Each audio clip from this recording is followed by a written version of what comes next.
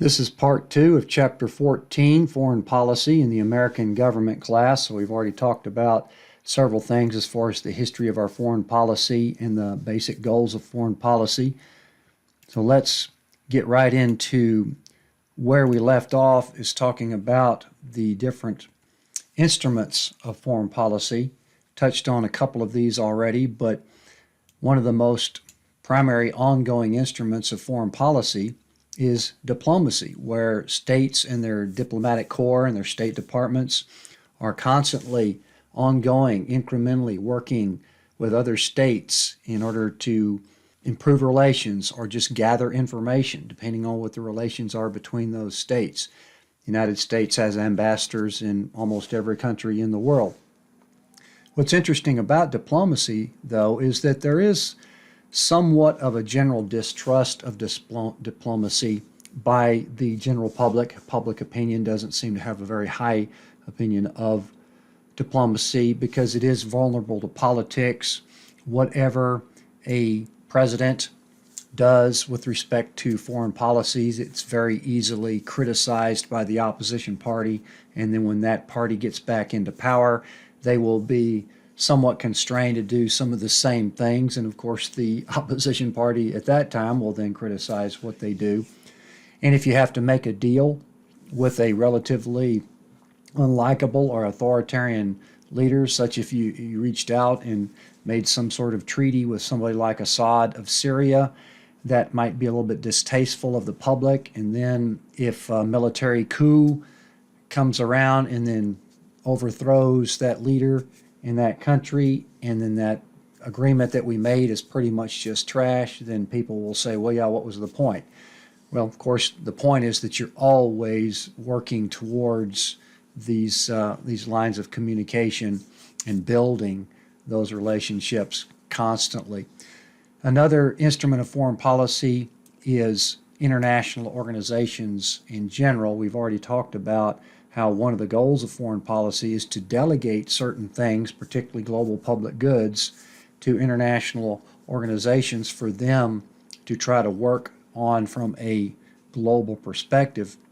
The United Nations is the most prominent international organization in the world. Every state in the world that's considered a state is a member of the United Nations, and there are some observer states, such as Palestine, of the United Nations. So it is the most comprehensive international organization, and therefore it has a significant power of world opinion, even though it may not have a whole lot of power as far as influencing the rich and powerful states of the world. It does not have its own military. It has to rely on what primarily the rich and powerful states are able to donate to it. But then once they do that, and this, of course, this IO is created, it forms its own identity and becomes one of the somewhat autonomous players out there in the global system once they're formed. The United Nations is a prime example of that.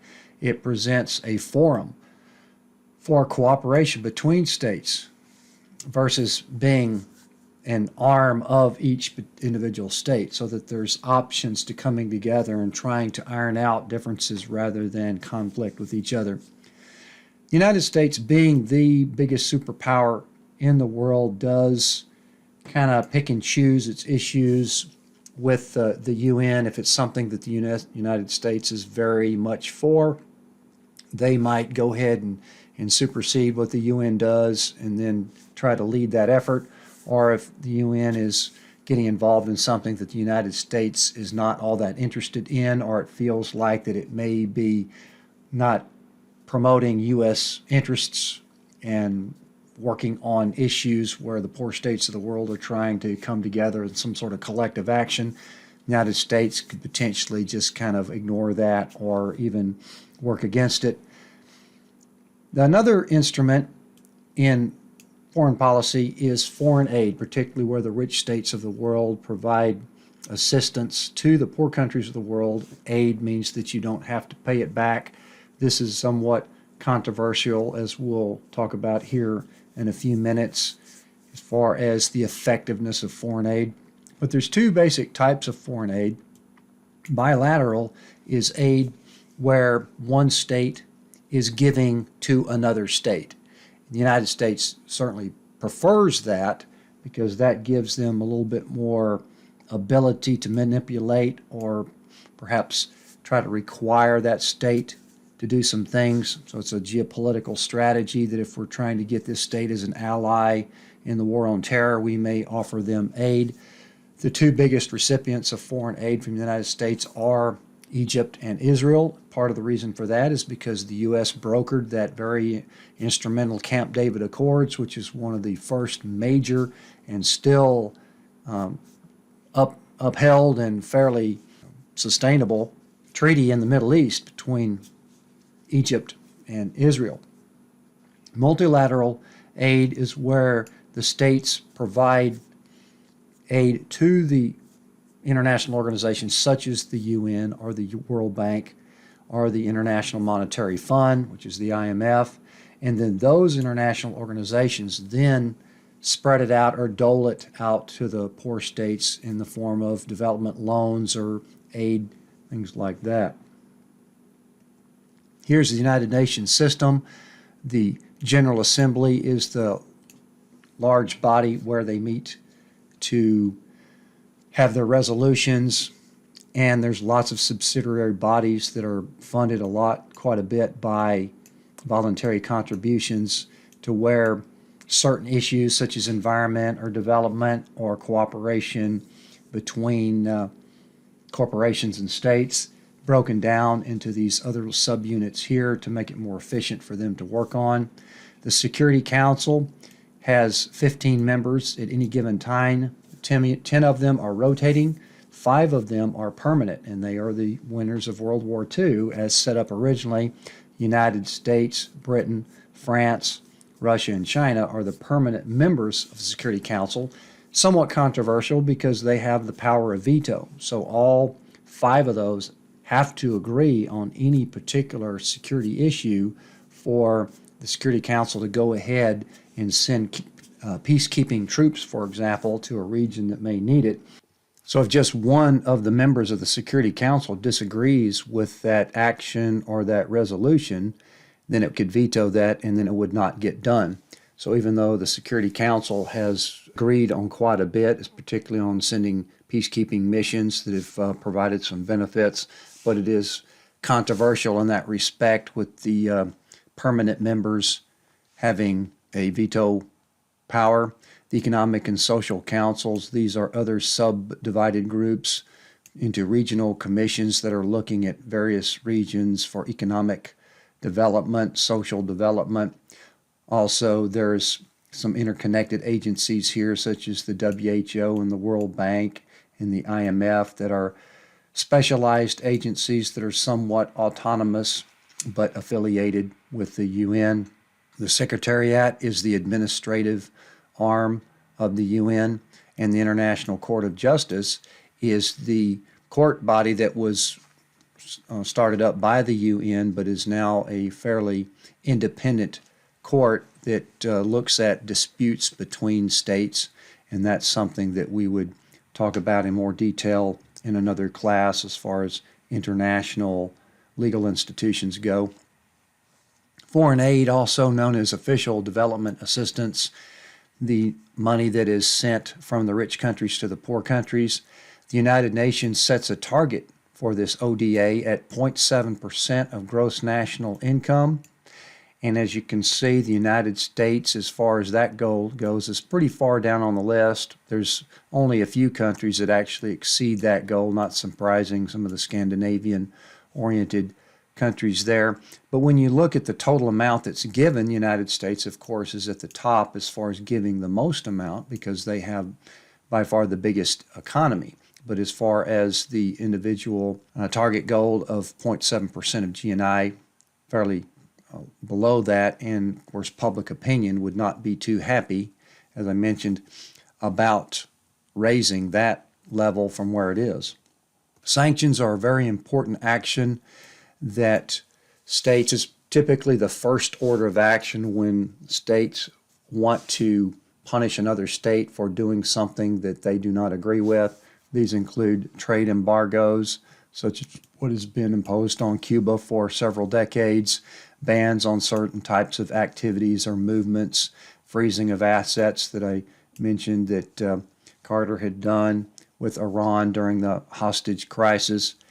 So even though sanctions are typically the first go-to, they are effective if all parties are participating. If all parties are not participating, that leaves an out to the target state, such as when the United States was sanctioning Iran under the Obama administration in order to try to get them to the table to talk about curtailing their nuclear activities.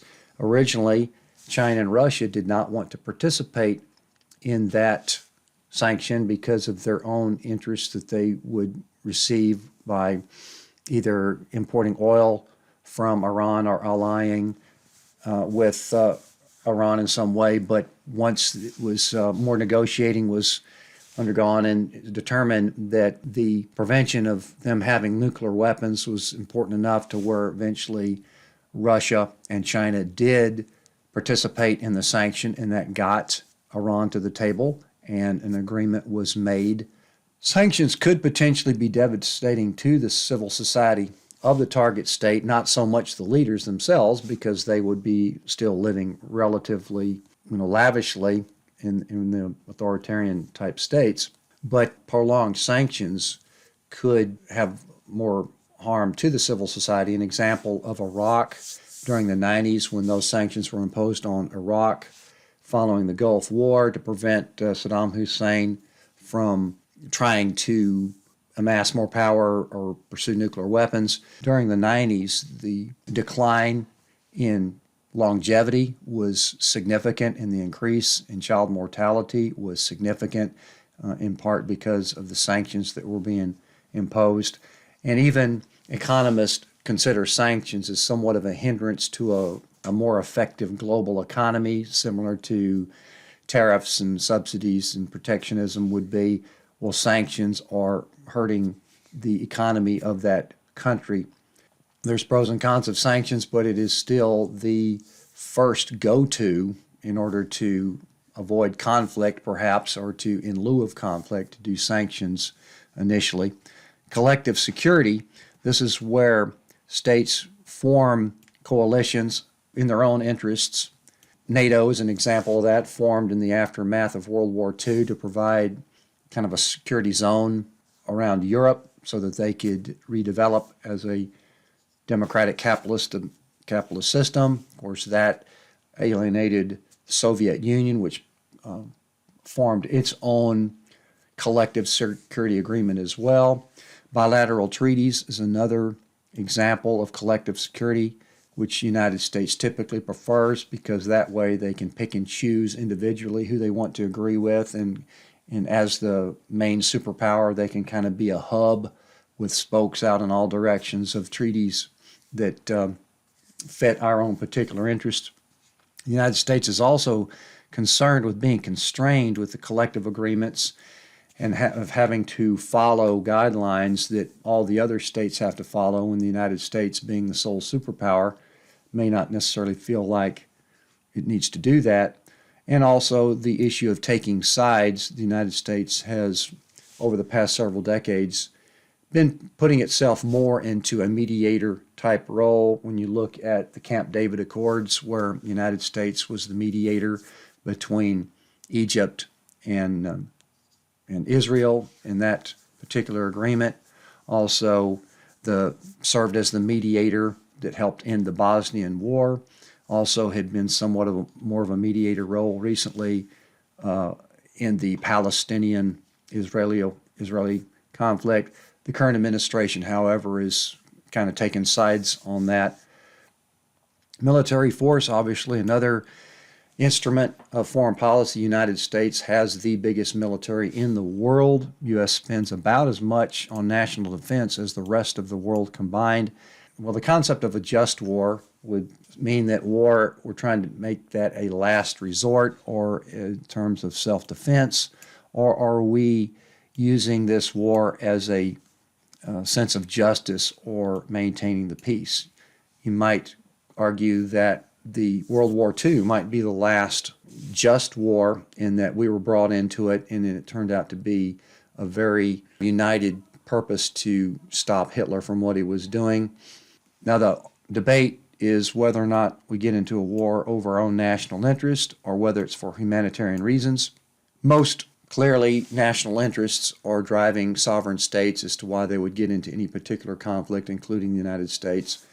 But if states decide to get into a conflict for humanitarian reasons, that could potentially be under a just war type of reason. The original idea of the Security Council that I mentioned earlier was that all of the Security Council's defenses would unite.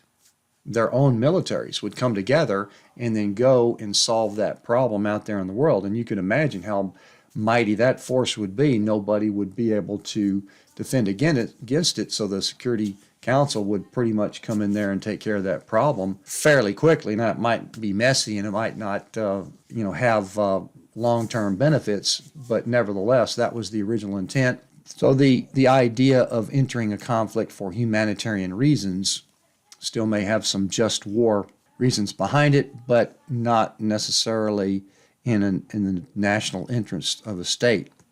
When you look at spending, the United States dwarfs all other countries. This has actually increased to about $700 billion under the current administration. But when you add up these next 8 or 9 totals here, the United States is more than those combined.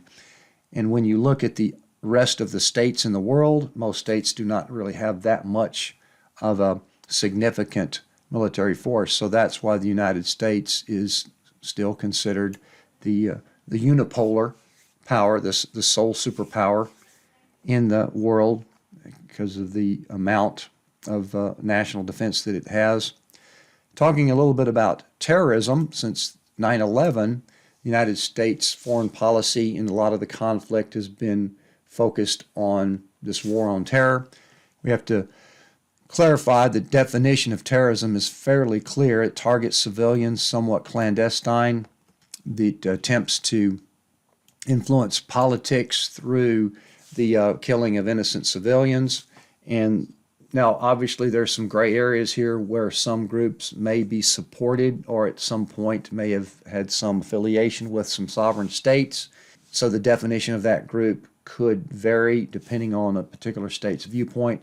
But the bottom line is that once a group starts engaging in murdering of innocent civilians and undergoing these tactics that are obeying no rules that sovereign states have to obey, well, then no credible state is going to be able to condone that. And even when you look in Iraq, they have spent a lot of effort trying to weed out and to defeat ISIS within their borders with some help of the United States.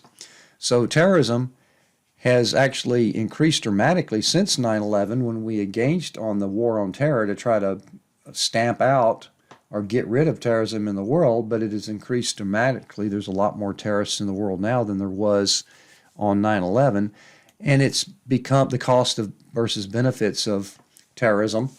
Benefits being they're getting their point out, because one of the things that terrorism is trying to do is create fear and create an emotional and economic response, particularly of the superpowers. If the terrorists can disrupt civil society in a rich country because worried about terrorist attacks, or if the rich country has been provoked into spending billions and billions of dollars in order to try to guard against terrorist attacks, the randomness of them, then the terrorists feel like that's some form of success or accomplishment, because they're clearly too small to win any war directly head to head. So this is an element of success. And when you look at the cost versus benefits of achieving some of those goals, you get a high yield means for pursuing these objectives. It's easier to go on the internet and figure out how to recruit people or to make rudimentary bombs. So that is also kind of fueled a little bit more terrorist activity. But the bottom line is that no matter how noble their ends may be that they are striving for, they could be an oppressed people, but it does not justify the violent means that they are engaging in. And so that's why there is a a fairly strong effort for states that want to remain credible in the world to get rid of terrorist groups. And this mixed success, as I touched on, this success probably should be in quotes because of what their idea of success, of course, is creating havoc in an emotional and economic response. Nevertheless, despite how they may be able to do that, it is a fairly short-term occupation because states are going to want to get rid of them as quickly as possible. One of the ideas of trying to get rid of terrorism is that if these groups could reverse their course and become a little bit more legitimate political groups, there have been some successful attempts at that, particularly the former PLO that reformed itself into a political organization, which is now the political head of the West Bank. This is very difficult to do because if a terrorist group lays down their weapons and then says, okay, we want to be accepted as a legitimate political party, well, yes, that may solve the problem, particularly in the long run, but there's a lot of people that would be resistant to that, particularly if that group killed, for example, if you killed my father in a terrorist attack, well, then I'm not going to be able to forgive you for that or even look at you as a legitimate political organization, maybe never. And even in Colombia, where FARC had tried to reform itself, they had been classified as a terrorist group for over 20 years, close to 30 years. They had wanted to come out of that and reform into a legitimate political organization. They negotiated a treaty with the government of Colombia. The government decided to put that treaty out as a referendum for approval, and the public rejected it. So that shows you how difficult that is for a group to make that transition to turn around to political legitimacy. But it may be the only effective solution to terrorism. It just may take a real long time for that to happen. Here is the hot spots in the world according to the Council of Foreign Relations. A lot of these in the Middle East are terrorist-related type activities, including Nigeria, Boko Haram, Somalia, the Al-Shabaab. These are affiliations of or offshoots of Al-Qaeda. The most critical spots, according to the Council of Foreign Relations, are the North Korean situation where they are still pursuing nuclear weapons. There's two types of conflicts here that aren't necessarily direct confrontations, but they are tensions in the South China Sea, where territorial disputes with China. So those are considered fairly highly critical activities from the U.S. point of view. And of course, the Afghanistan situation and the potential of tensions with Iran. Those are considered hot spots as far as conflicts in the world. This map here, even though you cannot read this very well, you can zoom in on this if you want to, but this is just showing the international conflicts in the world since World War II, and they've congregated there in the Middle East in particular. Because I want to end on somewhat of a positive note here. We see that over time, battle-related deaths, death through violent conflict and wars, has generally decreased over the years, particularly over the past 500 years or so since the Enlightenment, when a lot of these ideas of political organization and science and reason started to come into prominence. We've seen a fairly dramatic decline in conflict and death and violence and wars over the years, even though we've had some pretty horrendous spikes. Here's an example of how that's worked over the past few decades. Now, obviously, World War II was another huge spike, but we also have a spike here in the Korean War. We have a spike here in the 70s. There was some wars such as the Iran-Iraq War was here in the 80s, the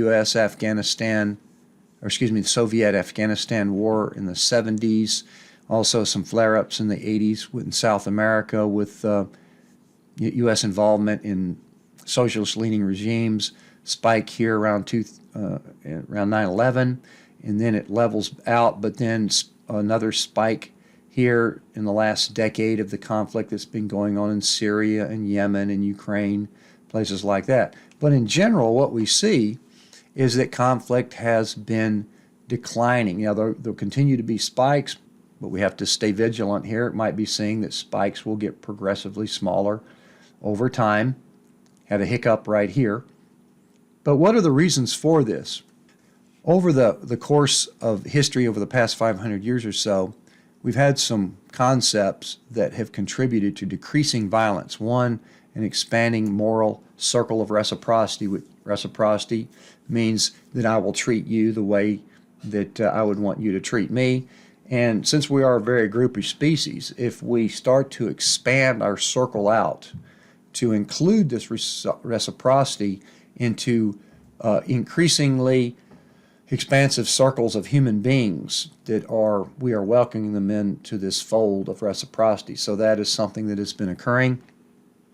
Also, the civilizing influence of centralized governments. Once we formed the modern state, yes, there was conflict between states, but it also did somewhat of a civilizing influence on the people within the state, because then they could delegate that use of force to the state, and then the people would have rational incentives to try to minimize this conflict. With increasing development, new technology, specialization over the centuries, that has put a higher value on human life. So more incentives for less conflict. Also, this concept of non-zero-sum games promotes more cooperation. A zero-sum game simply means that I win and you lose that same amount, such as in gambling or even in football. If I gain 10 yards, you just lost 10 yards. However, a non-zero-sum game is where we figure out, bargain, negotiate, whatever, cooperate to make it a win-win situation where, for example, I get 6 and you get 4. For whatever reasons, at least it's more of a win-win situation. So these increasing use of non-zero-sum games to promote more cooperation has also contributed to less conflict in the world gradually. Doesn't mean it will continue to go that way. We have to keep working in that direction to see that happen, because we could literally go back the other way and conflict could increase dramatically, because that's what we prefer. That's, like I said, progress doesn't mean it's guaranteed to get better. That just means that's what we're choosing to do. Another interesting concept here is the democratic peace theory, that was a big political agenda in the 90s when they started to put this together with historical review. They determined that no two democracies have ever gone to war with each other within the past couple hundred years or so when the modern concept of democracy came about. And there's reasons for this. Democracies have domestic constraints that authoritarian states do not have. Leaders are more accountable. They're held accountable to get reelected. They are held accountable to kind of spread the benefits. If both states are looking at these accountabilities, and if a leader has to win a war in order to get reelected, well, he's going to second guess going to war against somebody who has the same accountabilities that he does. Also, democracies have tended to associate with better economic systems, so they have more resources, so they might be harder to defeat in a war. So when you put all of these things together, if both states have these same standards, it is considerably less incentive for them to fight against each other. So that's this democratic peace theory has still held up. Incentive, I guess you could say, for having more democracies in the world. Doesn't necessarily decrease the risk of democracies going to war with non-democracies, which the United States has done that, and perhaps in some of their motivations, such as the Iraq War, one of the motivations was to get rid of a ruthless dictator and start the foundations for a democracy. So therefore, that would build an ally for the future and less incentive to going to war once democracies have been established. These are some reasons as to why conflict has generally been decreasing over the past couple of centuries. So that wraps up the chapter on U.S. foreign policy.